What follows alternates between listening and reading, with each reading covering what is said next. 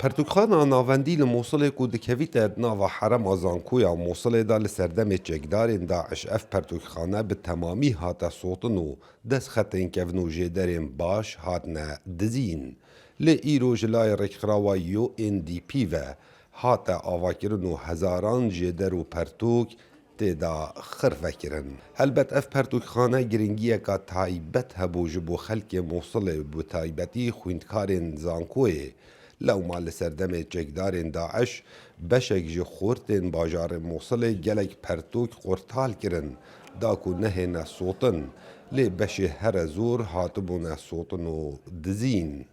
4 سنوات أو أكثر بعد التحرير من تنظيم داعش. دما 4 سالان پشتی شهر داعش ما پرتوکخانه ناوندی و زانینگاه موصل جی دست دابو. هر وکولینک یان زانیار یک مخواست با به دست دکفت. ام توشی آستنگن مزم بون جبر نبونا پرتوکخانه اواج آلی داعش و هاتی سوتن.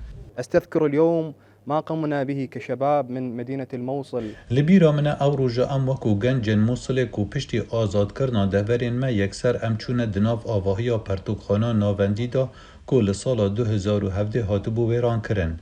ما پتر جه 35,000 پرتوک درخستن دناف پرتوکخانه دارا کریبون. بودما 4 روزان ما افکار انجام دادا حتی ما پرتوک لجهه که به اوله داناین. رول رکخراو نیف دولتیت آواکرنا پرتوکخانه ناوندی دا رولک برجاو بویه. جبرکو اف پرتوکخانه وکو آواهی جبر گلک باشتر هاته درست کرن داکو خدمتا خویندکارین زانینگه ها موصل بکن. الأمم المتحدة الإنمائي أو اليو إن دي بي برنامه رکخراو نتوینه گرتیان کو رکخراو یو این دی پی او را بوینه بنیجان کرنو آواکرنا پرتوکخانه ناوندی لزانکوان موصله.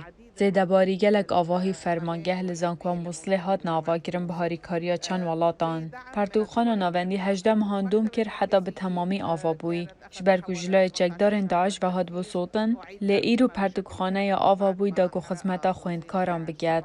پرتوکخانه ناوندی لزانکویا موصل لسالا 1967 دا هاتیه دا مزراندنو لسردم چکدارین داعش به تمامی جناف چوبو.